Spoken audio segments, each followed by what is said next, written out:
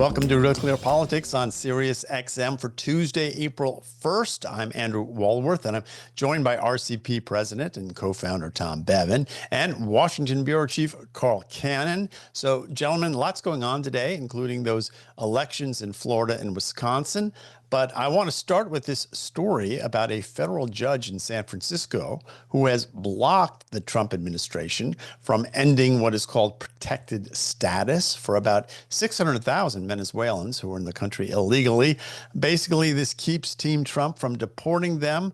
Tom, the judge, his name is Edward Chen of San Francisco, said DHS's actions, quote, smacks of racism.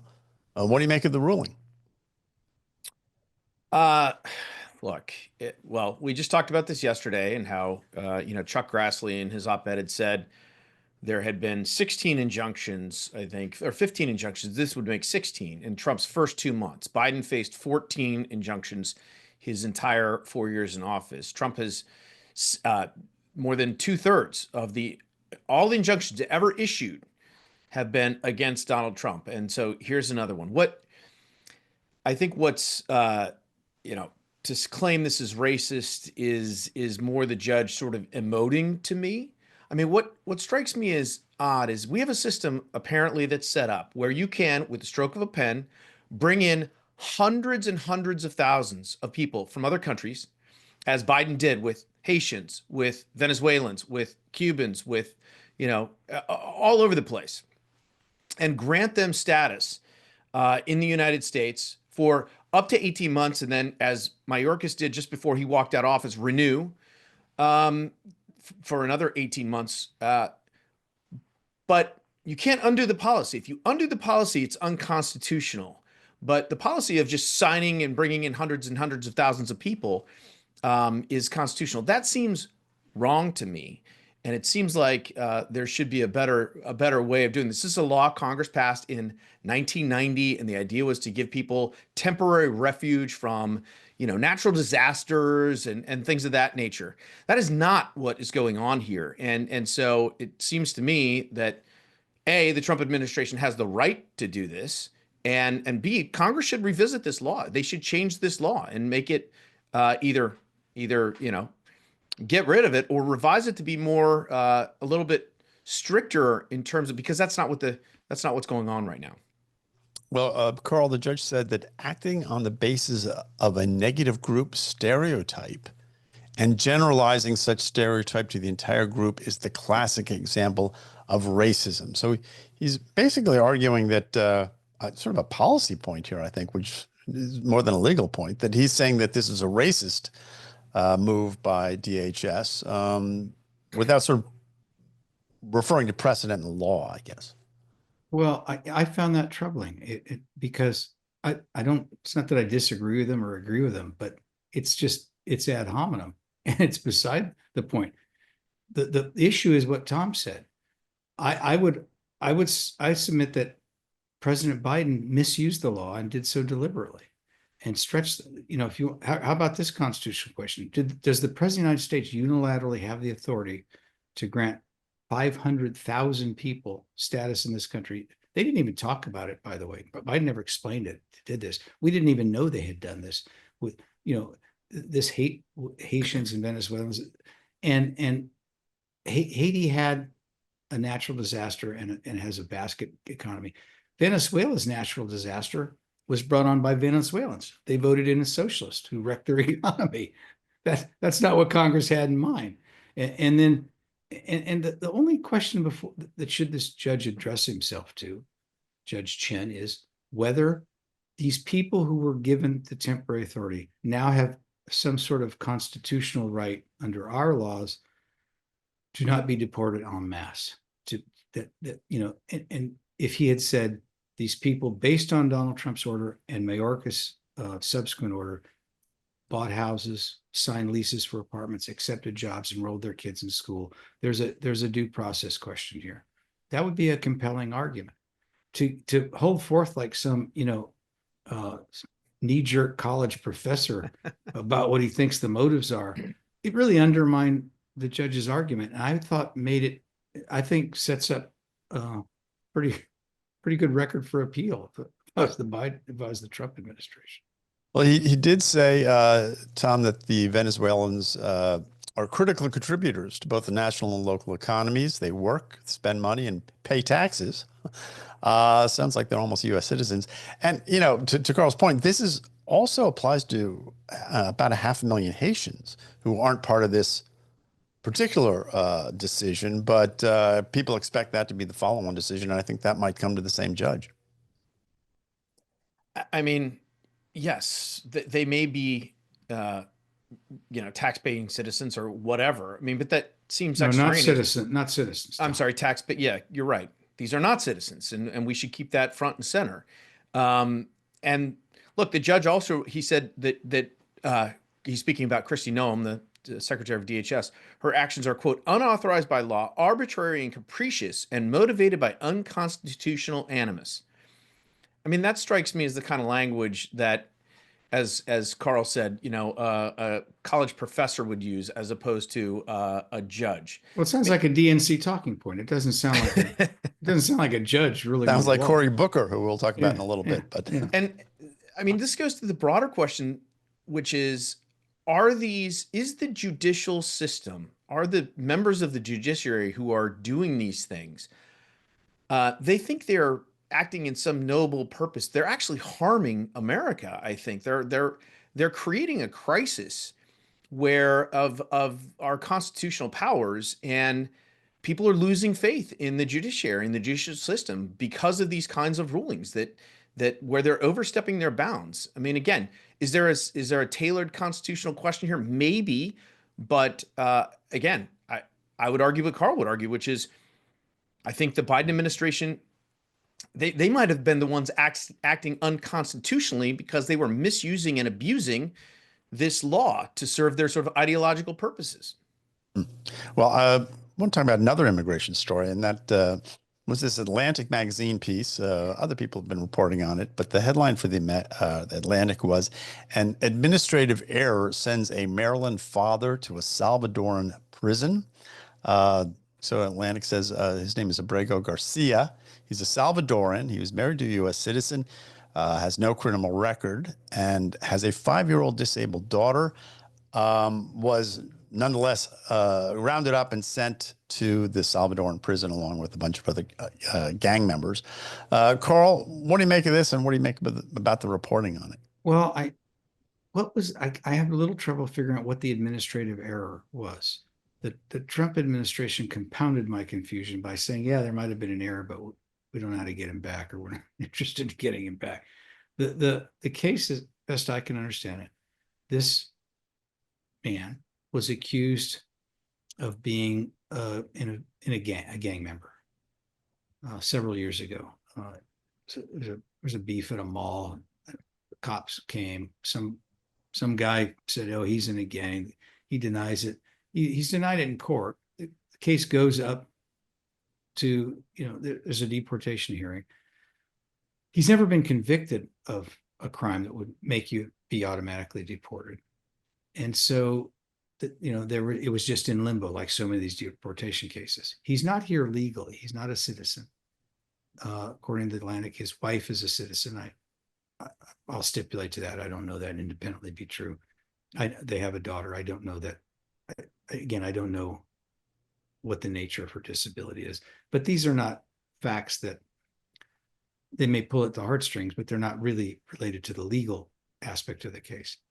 But as I said, we talked about this last week. I don't want to see I told you so, because you guys didn't really disagree with me.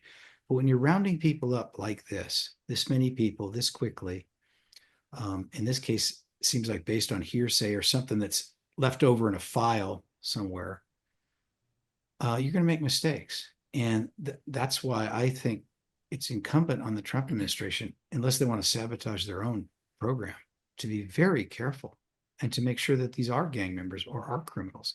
If it's true, as they say, that there's tens of thousands of criminals that entered the country illegally when Joe Biden was president, well, we shouldn't be sending back people who weren't criminals based on erroneous information. So I think this is a tough one. I don't think the Trump administration's response and the immediate response was very satisfactory to people. Tom, what do you make of it? But again, he's not a citizen. He could actually just be deported. Well, and so that's the I want Tom to respond, but there's an interesting wrinkle to this, which is that when he was given when the judge said that he couldn't be deported, he said he didn't say that. He said he couldn't be sent back to Salvador because El Salvador, he was in particular danger from the gangs. That's what he said. So they could have sent him someplace else, I suppose, but they happened to send him to the one place and probably the one facility where he's most at risk, Tom. So that seems to be to compound the error, which the Trump administration now has admitted was an administrative error. I think we need to keep a couple of things in mind. As Carl points out, I mean, so he's not a citizen, right? And so he's not necessarily given the same due rights and process and constitutional protections that an American citizen would get. There is, and I would like to see more reporting on, his background and this order that was issued. Apparently, it was an informant who had said that he was a member of a gang. The administration claims that that's the case, but his lawyers say there's no evidence to that effect. So, I do think we have to be careful. The reporting on this stuff, right, from the Atlantic and then repeated across the board is, Maryland father rounded up and sent away, as if he's just like some, as I think the press secretary said, it was reported like he was, father of the year or something. I mean, that's not being accurate as to what's happening here. And so he may be a good father. He may be a good father, but again, I think we need to be careful because, and we talked about this with the Ozturk case, the Tufts University. If the administration, if they have information that they are not making public for whatever reason, it would behoove them to make it public, and so that there's more transparency here, so the public understands. Yes, this guy was, in the estimation of the government, this guy was a threat for these reasons and these past associations, et cetera, or not. And so, my beef is more sort of the reporting of this story and how it was portrayed in the media, because it's not giving people the full facts. Andy, let me ask you a question. Mm-hmm. Because we've talked about this. This is a very popular idea that the Trump administration has. We're going to round up criminals who came here illegally. It's 2 strikes and you're out. You're a criminal and you crossed the border illegally while Biden was president. Very popular. But if they keep having these kinds of cases where the people were not criminals and they've established, they're established people here, and their reputation is being tarnished, and they're being thrown in a prison in a country they haven't lived in years without any due process whatsoever. My guess is that support for this program, for this policy, is going to go way down. What do you think? Well, I would think so. I'm not sure. I mean, based on some of the comments I've seen to some of our past podcasts, there are a lot of people who think whenever we talk about this that we're being overly sympathetic. But never read the comments, Andy. I know. I can't help myself. Rule number 1. I know. But people out there, I do read the comments. But I will say this. Elon Musk and others have said that, we're going to move fast, we're going to break things, and we may make mistakes. Now here they've got a mistake. They've admitted it's a mistake.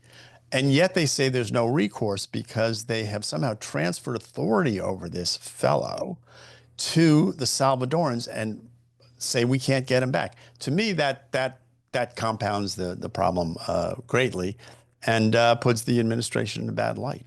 So I have you're right. Well, Elon Musk didn't say we're going to make mistakes and then not try and rectify them. Right. Yeah. Will you let Andy have the last word, Carl? I almost had it, and then you took it away from him. I was just picking up on a point he made. Well, all right. Well, guys, hey, we're going to take a quick break. You're listening to Real Clear Politics on Sirius XM. I'm Andrew Walworth. I'm here with Tom and Carl, and we'll be right back after this. Welcome back to Real Clear Politics. I'm Andrew Walworth, and I'm joined by Tom Bevan and Carl Cannon. And gentlemen, it looks like there may be no comedy at the White House Correspondents' Dinner this year. The annual event is scheduled for April 26th. The president has already said that he probably will not attend. I don't think he said that definitely. But neither is comedian Amber Ruffin, who was booked last February as the special guest. So here's a little bit of Ruffin talking to Seth Meyers last night about her being disinvited to the dinner. Amber, when people are objectively terrible, we should be able to point it out on television. I thought that too on Friday. But today is Monday, and Mondays, Amber Ruffin knows that when bad people do bad things, you have to treat them fairly and respectfully. When you watch The Sound of Music, you have to root for the singing children and the other people. You mean the Nazis? Calling them that is so one-sided. So, Carl, you are a former president of the White House. Shaking your head. For those who are listening and not see. watching on YouTube, you need to go to YouTube and watch this. You can see Carl's expression. Carl, what do you make of the decision to not invite her? Well, she disinvited herself, really. She was picked for the wrong reasons. She was picked for reasons of identity politics. The president of the association said as much, told friends that, but he told her, Eugene Daniels, you have to make fun of both sides. And she kind of hinted that she kind of agreed to that, but in the last month made several statements, not just last night, but that she wasn't going to do that. And that was going to make the association look even worse. She was just going to get up there and troll Trump. And, you think Seth Meyers would be a little modest about this. He's the one who was so nasty to Trump before Trump was even in public life that Trump decided to run at that dinner in 2011, Trump decided to run for president. You think this guy would maybe stay out of it. But Carl's almost speechless. This is very interesting. Yeah. Yeah. The dinner, I'm doing an interview with C-SPAN with Howard Mortman tomorrow, actually, about when I was president of the dinner, and he's done 3 former presidents of the association. And I went back and I gave 2 speeches, 2003, 2004, when George W. Bush was president. And you always notice things that, glitches you made. I called one of my best friends in the world, George Condon, George W. Condon. His middle initial is not W. You do these things. But and you have a toast, and I toasted the first ladies. And, and I said at those dinners, this is one night a year we put down our swords. We have a toast, we have fellowship with the people we cover. And then the next day it's back to, fists and brass knuckles, but they get that and we get that. Well, those days are gone now. So it's supposed to be, there were always people who thought, oh, you couldn't even do one night a year. Well, apparently you can't because we can't find a comedian in Hollywood who could actually do what Jay Leno did when I was president, which is spoof both sides. You had, when Joe Biden was president, the jokes wrote themselves, but you didn't see that on late night TV. You didn't see that from Seth Meyers. It's all about Trump. It's partisanship. And I would submit to you, you open the segment, Andy, by saying there's not going to be comedy. There wasn't going to be comedy if she showed up. She's not very funny. No, most Americans have never heard of her. And I would submit to you that hyperpartisanship is almost by definition unfunny. Humor is making fun of yourself, making fun of people you don't like. That's called bullying. Tom, your response. I agree. I mean, look, it used to be, and it was a tough job, by the way. It's a tough room for a comedian to be in anyway, even ones who are pretty good at their craft. But ever since basically Trump, I mean, during the Obama years, it was all a sort of love fest but during Trump, it really sort of was like gas, fuel on the fire. And it's not funny and it's not entertaining. Especially for a lot of, this is one of those great disconnects because a lot of people watch it on C-SPAN or whatever. And if you're not in the Washington Beltway insider elite club that's yucking it up at some of these jokes, you're looking at it and thinking, my God, these people are so out of touch. I mean, I'd say there are probably 3 comedians in the world who could do this now. It'd be Dave Chappelle and Chris Rock and like Shane Gillis. And that's basically it. Anybody else? Tom, to your point, Al Franken did it in 1 year. Bombed. No, he was great. And he was perfect. He had perfect pitch. But then he came back 3 years later, and by then he was when George W. Bush was president, then he wanted to enter politics. And then he was partisan. And you can actually see it's like a great control experiment. When Al Franken was funny was when he was bipartisan with the jokes. When he wasn't, when he bombed, to use your word, is when he just went after the Republicans. And that's the difference. You have to have a comedian who's politically clued in enough to make the jokes, but he can't, what did this woman say? Trump's a Nazi, so of course I can't show. Well, if you feel that, well, first of all, you're not going to be funny. And second, you shouldn't be at our dinner. Yeah. She also said on a podcast, which I think sort of sparked this whole thing, that the White House is kind of being run by murderers. Yeah. Kind of a funny thing to say. But, there is one other option, though, guys. You could have a comedian, you could have no comedian, or 2019, Ron Chernow, historian, was the speaker. So that's the other possibility, right?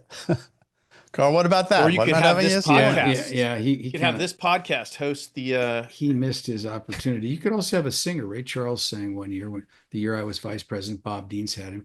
Ray Charles. We thought that was going to be a great antidote to this problem, which is not just start with Obama, Tom. It's been festering. It's been getting worse and worse. Yeah. Ray Charles was in his room and refused to come out for the longest time. He said, "My contract says I don't have to be on till 10. The contract said nothing of the sort." And George W. Bush and I sat at the thing going bored and telling each other eggy jokes. Oh, God, I would have gone back and hung out with Ray Charles. That's what I would have done. Anyway, you're listening to Real Clear Politics on Sirius XM. I'm Andrew Walworth. I'm here with Carl and Tom. We're going to be right back after this. Welcome back to Real Clear Politics on Sirius XM. I'm Andrew Walworth. I'm joined by Carl Cannon and Tom Bevan. And Tom, Senator Cory Booker, New Jersey, is giving a marathon speech on the Senate floor that started Monday night at 7 p.m.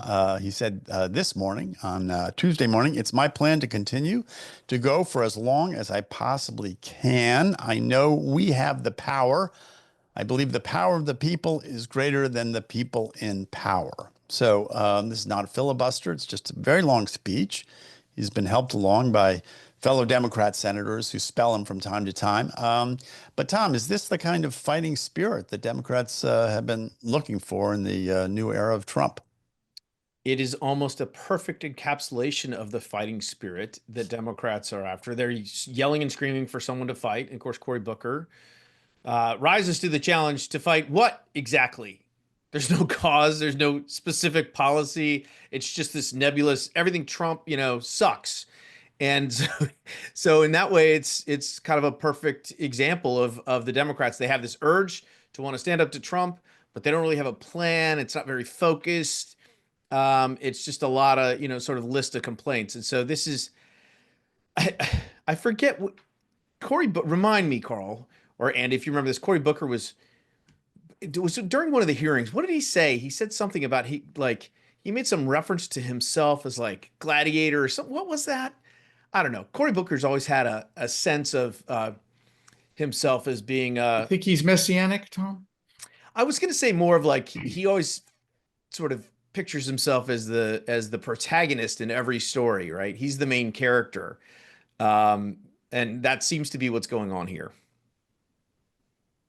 Carl? Well, Andy, you're right. It's not a filibuster per se, because they're not trying to stop any legislation, but he's using the tactics of a filibuster basically to slow all the action on the Senate floor.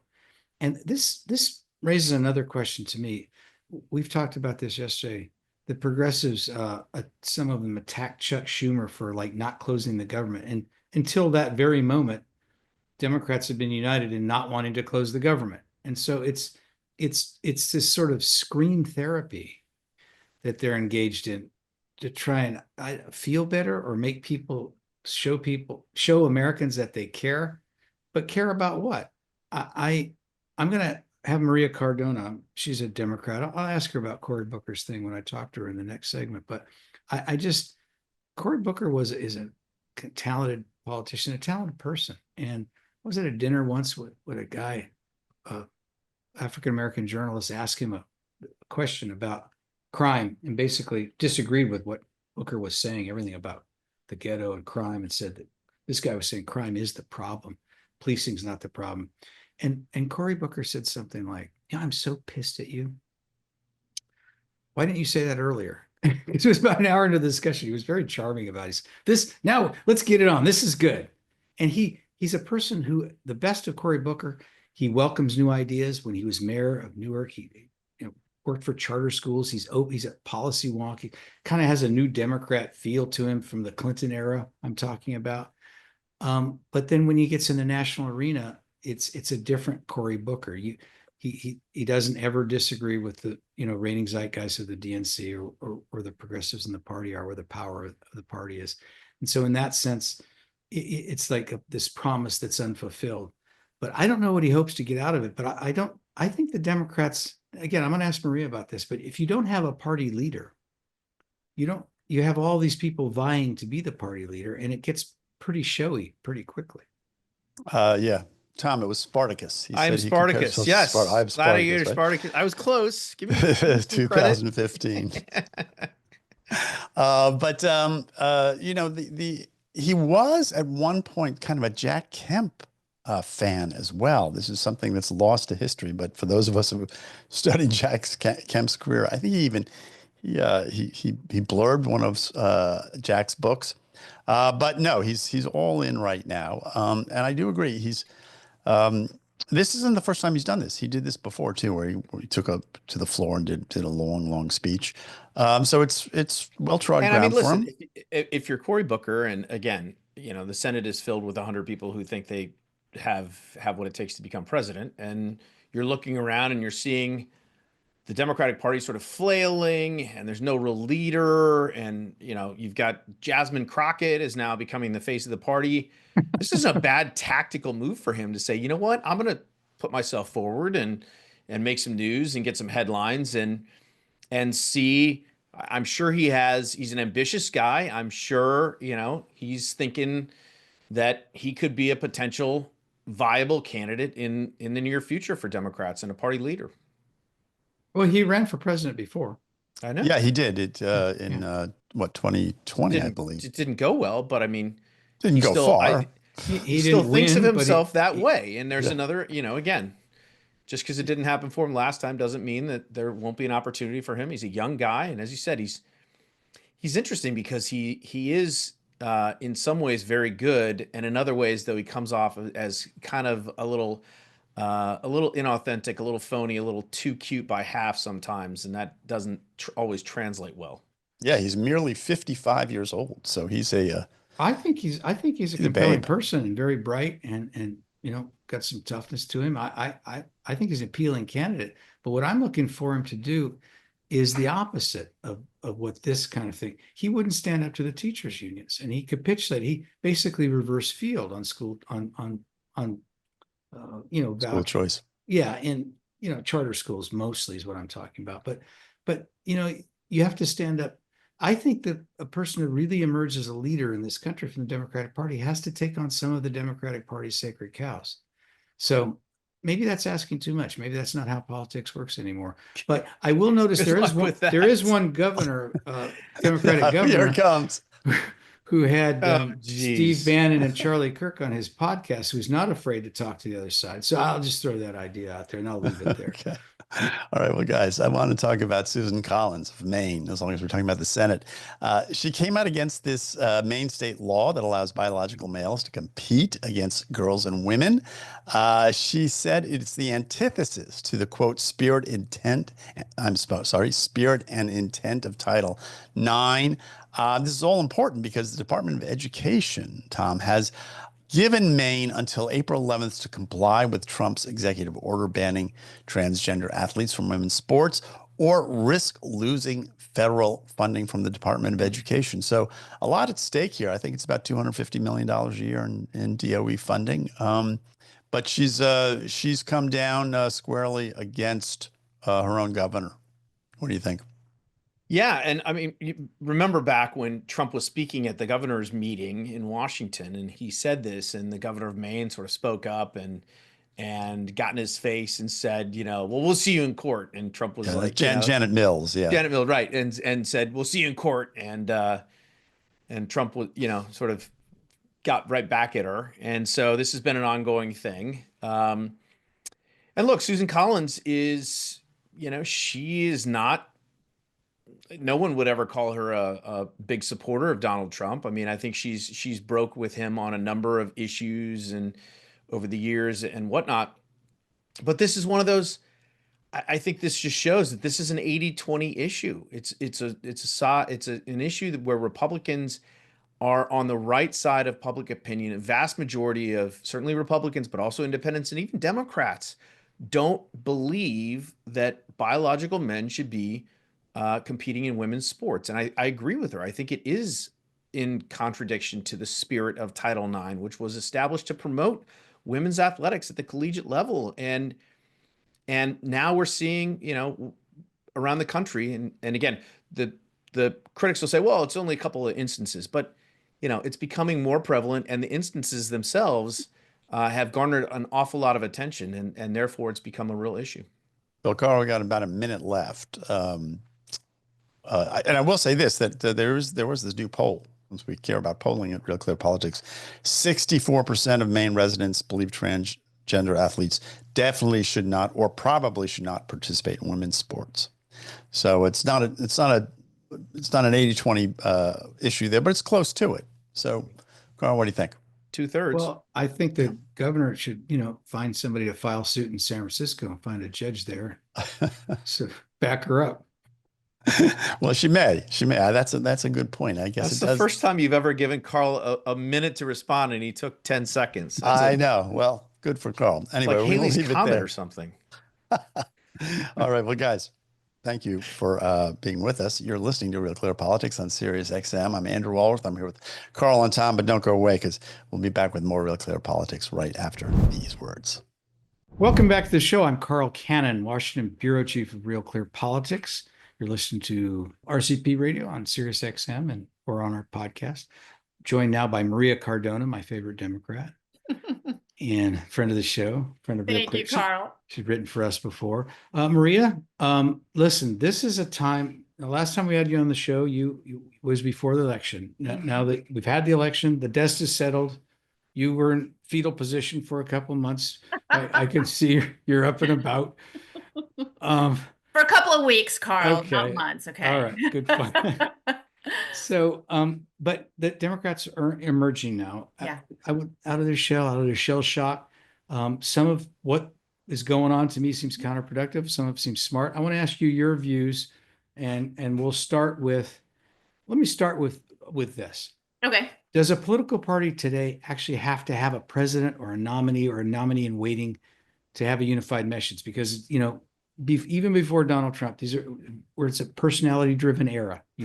Right. And right. So the Democrats don't have a presidential nominee yet, Correct. and won't for a while. Right. So who are their leaders? Who should their leaders be, and how do they coalesce around a message? I guess that's a bunch of questions, but let's just get started on it. Okay, sure. No, those are great questions and premises to start this discussion. I think the most important part of your question is that we don't need to have just one leader to coalesce around an effective umbrella message. And you see that is already happening. And that effective umbrella message has turned out to be sort of in agreement with so many Democrats that have seen what the Trump administration and Republicans have coalesced around. And it's this, Carl. As you know, we were very surprised about the election, we Democrats, but we were not surprised that the vast majority of voters in the election voted on the number one issue, which was the economy. That was not a surprise to us. What was a surprise to us is that many of them ended up trusting Donald Trump to be the one to bring them more economic prosperity than Kamala Harris. Okay, that's fine. What we're seeing now is that Donald Trump is betraying those very voters. How is he betraying them? He's betraying them because he is not focusing on the number one issue that he was brought into office to focus on. He is not focused on bringing down the costs of groceries, gas, and rent.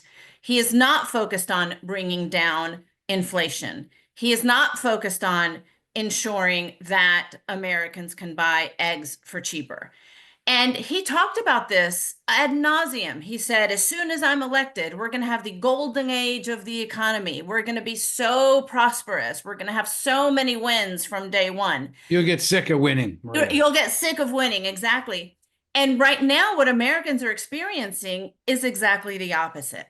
And that's why you're seeing Trump's poll numbers dive. But let's get to the Democrats, because I know that's what you wanted. Well, but yeah, let's stay with that for 1 second, because I hear that, and I've heard some of the Democrats I respect are making this case. This case you're making. This guy did to working Americans. You didn't quite get to what you were voting for, right? Right. So that's the jab.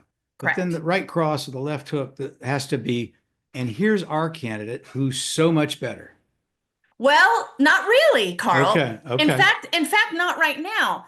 And let me tell you, I actually do come at this from a position of a lot of experience.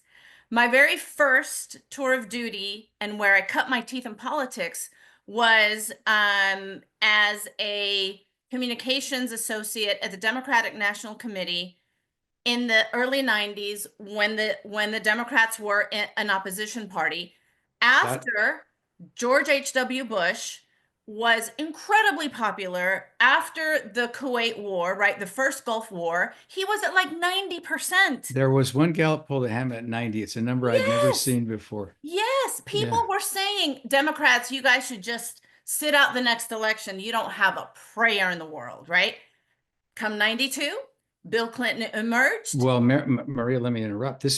You may not even remember this, but this is one of the reasons you're on this show now, because you were one of the Democrats, and I was covering Bill Clinton, who urged people not to get too worried and scared. Democrats. You said, oh my God, Carl, I can't believe yeah. So that's I was 12. I was 12 at the time, and you were 15. I was 15. Yeah, but your quotes, they stood up. They and I called you and we talked, and part of it, you're an optimistic person by nature, and part of it is the opposition party can't just throw in the towel. So all right, that's correct. Let's discount that. But you were saying, look, there's these things we have to do.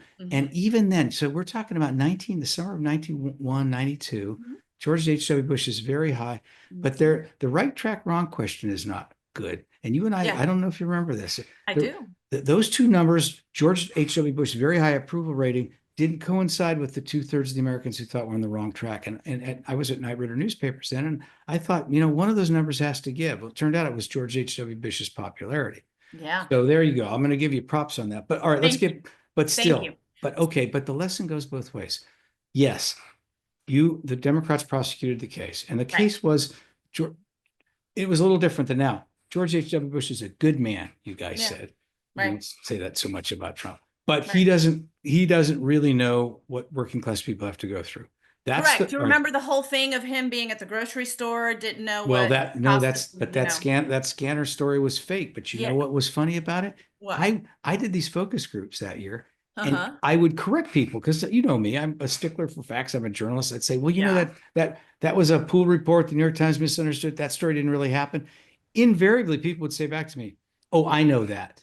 They knew it was apocryphal. Yes. They're telling a reporter an anecdote they know to be apocryphal because they think it sums up what their doubt was about George H.W. Bush. Correct, because he was out of touch with the common man. And I don't mean to harp on this. I covered the White House too long, probably. But the second half of that was, you found a very attractive candidate in Bill Clinton. Yes, no question. Who really knew how to connect with middle America. That's exactly right. But if you recall, up until then, the message was already coalescing. I remember one of the DNC's most popular messaging points, we did T-shirts, we ended up, Ron Brown went out on the road and everybody wanted to talk to him, and the T-shirt was as follows: George Bush went to Rome and all I got was this lousy recession. and it exploded. But that sort of encapsulated where we were going with this message. Then Bill Clinton comes onto the scene. Famously, James Carville, it's the economy, stupid, right? But the reason I'm pointing that out is because then again, in the early 2000s, I was back at the DNC as the opposition party after. You're listening to Maria Cardona. If you joined us late, I'm Carl Cannon, Washington Bureau Chief of RealClearPolitics. Maria is a seasoned Democrat and a great friend. Go ahead. I was at I was in the opposition party again under Terry McAuliffe.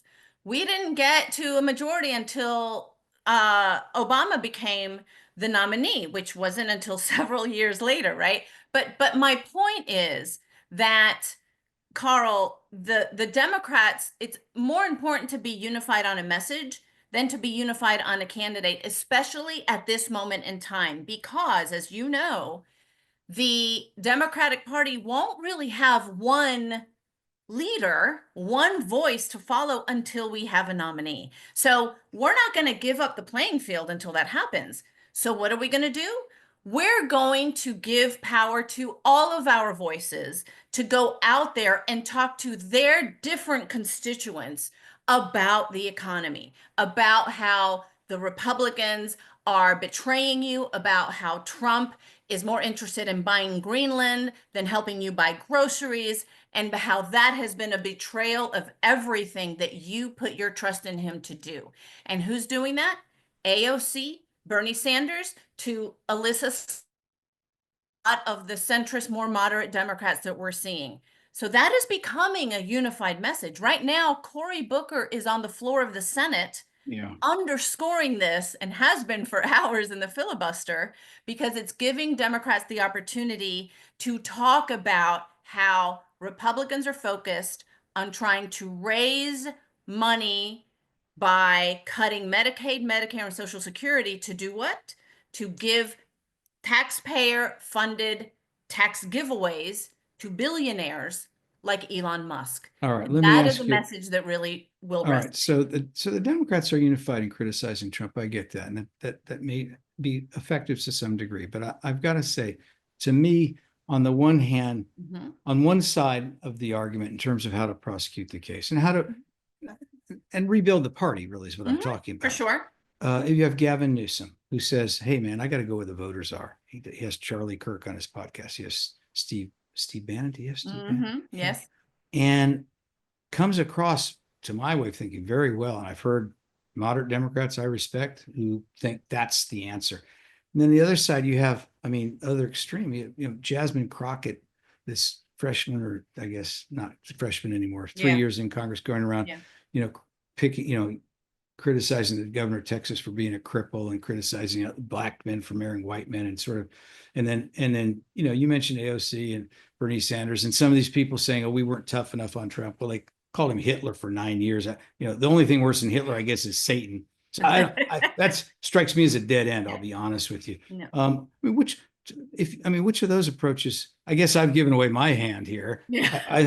Which I think is more effective. What do you think is the more effective? I think we need to call out when it's not effective, which I actually did on the air. I was asked very specifically about Jasmine Crockett's remarks, and I said that that's certainly not helpful.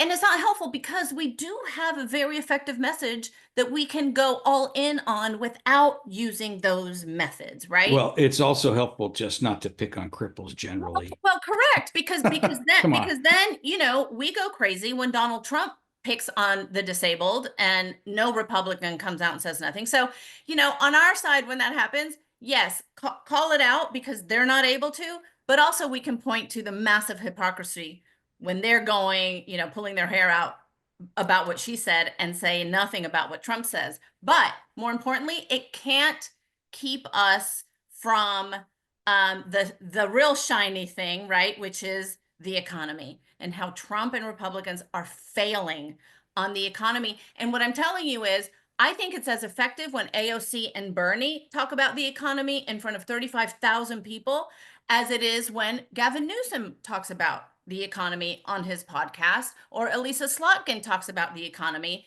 in her response to the State of the Union. All right, we got 30 seconds left. I'm going to hold your feet to the fire because I've known you a long time. Please do.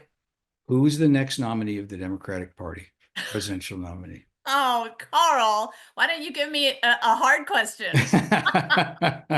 I'm not going to give you a name, but I will say we have a deep and broad, talented bench to choose from. So I think our primary is going to be really exciting. But even before that, Carl, you're going to see a lot of leaders within the congressional bench come out and do really well, because I believe we have a great chance to take over the House in 2026, which will allay a lot of the concerns about where the Democratic Party is. Well, okay, that's going to do it for us. I predicted that yesterday. Tom and Andy didn't correct me, but I said You are a smart man, Carl. All right, thank you. You've been listening to Maria Cardona, Democratic Party, veteran Democratic Party operative and spokeswoman. I'm Carl Cannon, Washington Bureau Chief, Real Clear Politics. That'll do it for us today. Join us again tomorrow, same time, 3 p.m. in the West, 6 p.m. here in the East.